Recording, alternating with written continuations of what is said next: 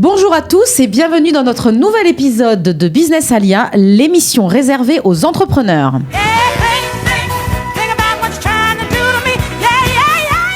Alors bonjour Esther, bonjour Benjamin. Bonjour. On a eu tellement de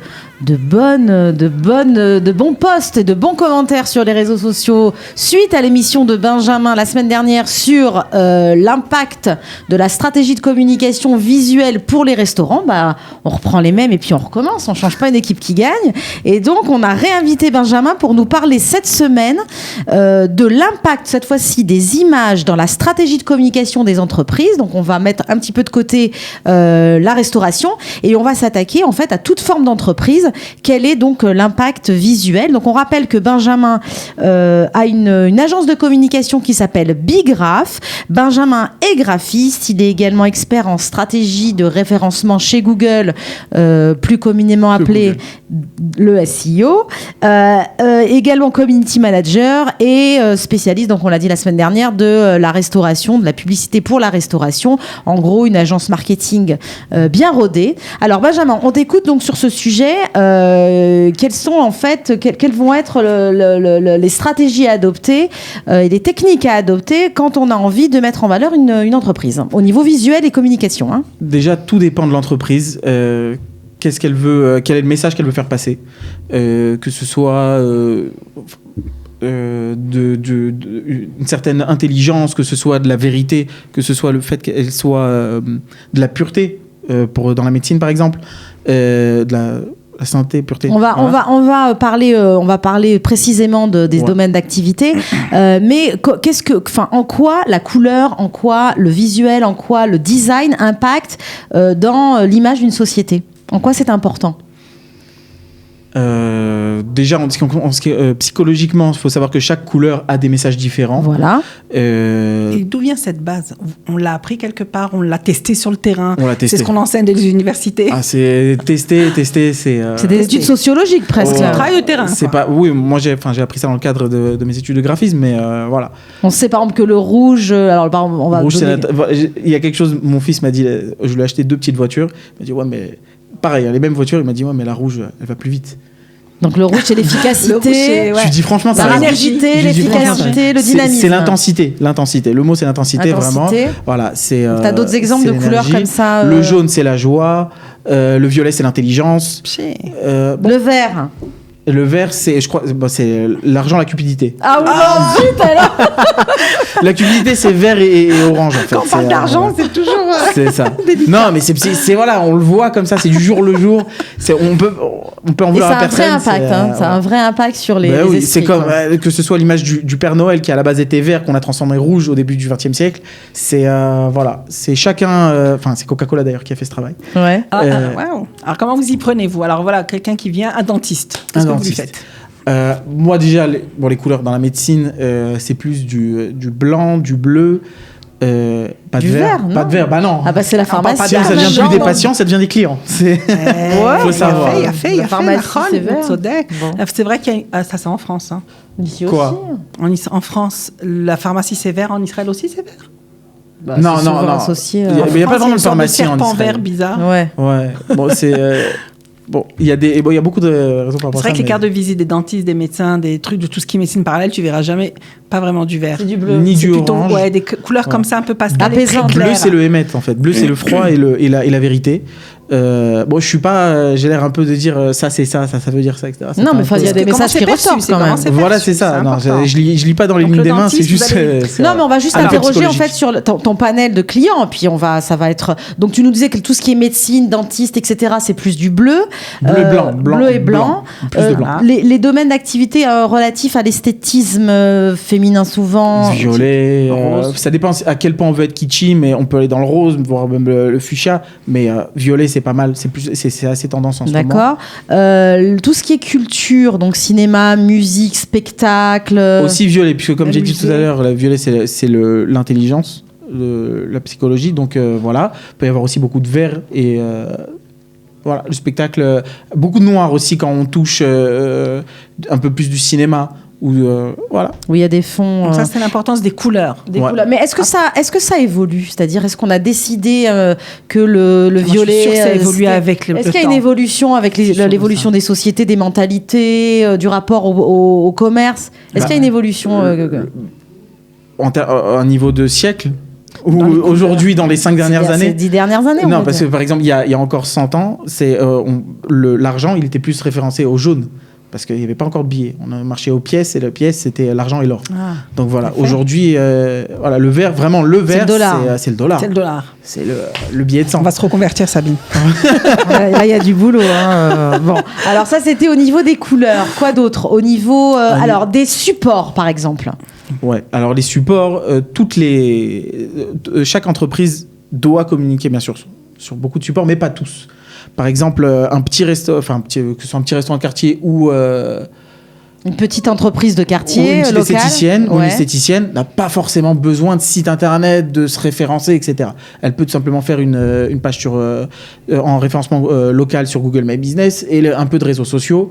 Il faut quand même une landing page, qu'on appelle une page de présentation. C'est pas forcé, quoi. On n'est pas encore là. Je pense qu'on n'est pas encore là. Communiquer sur les supports de quartier, vous diriez, mamage, papier, quartier. En fait. Ça dépend combien la clientèle ciblée a besoin de s'attarder sur le contenu qu'on veut lui apporter.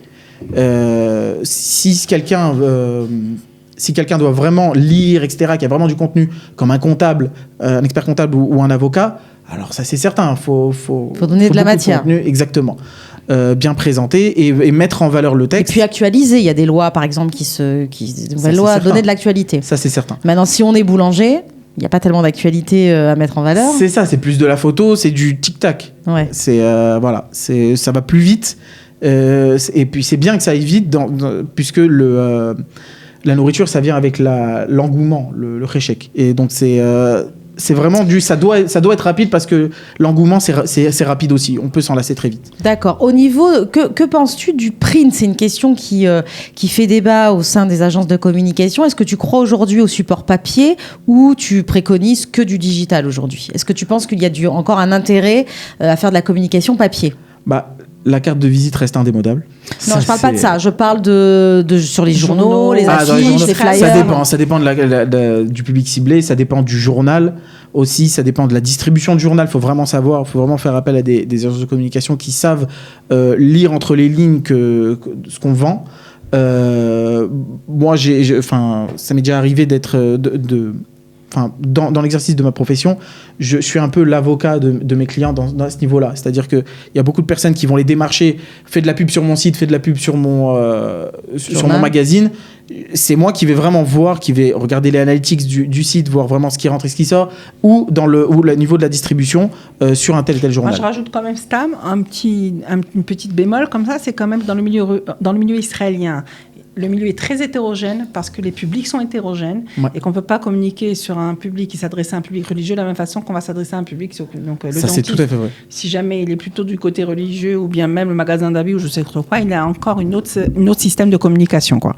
Donc, et les papiers dans ce genre de cas, tout ce qu'on appelle anonyme en hébreu. En Israël, ça vaut sur le ciblage précis. En Israël, c'est très hétérogène. Le public juif français, il est plus homogène parce que comme c'est une niche, ils sont différents du reste de la population, alors qu'en Israël malgré tout ce n'est que des juifs, on va dire comme ça, donc en fait c'est plus hétérogène et chacun a son moyen de communication et le côté papier des journaux et compagnie sont très forts, du côté religieux plus forts encore bien que ça change, ça a beaucoup changé, mais quand même le niveau de communication aussi sur les réseaux sociaux d'Israël a quand même un peu de retard par rapport à l'Europe, c'est-à-dire qu'aujourd'hui c'est dû à beaucoup de choses, mais la presse papier en Europe, c'est pas ce que c'est en Israël.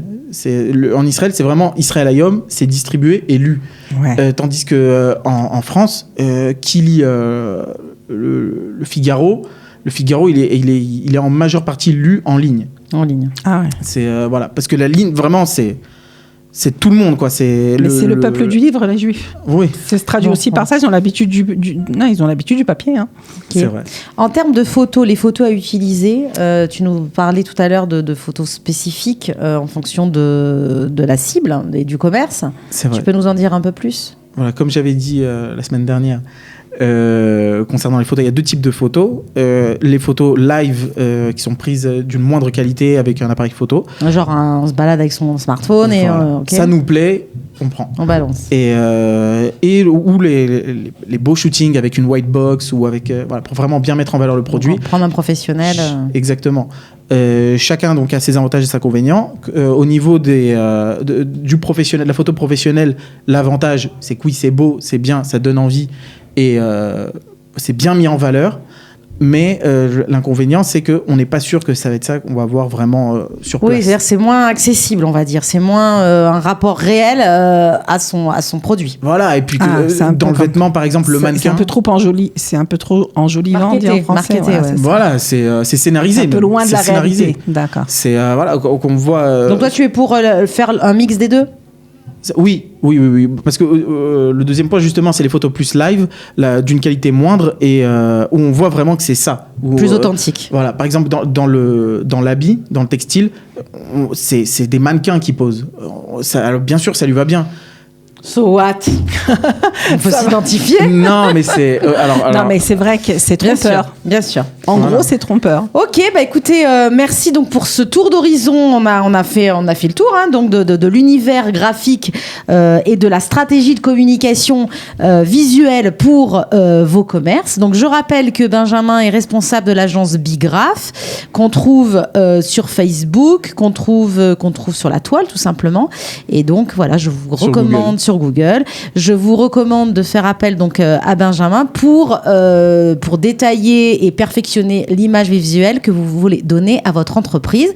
Et puis en ce qui nous concerne, Esther, on se retrouve la semaine prochaine. La semaine prochaine. Allez, salut. Bye bye.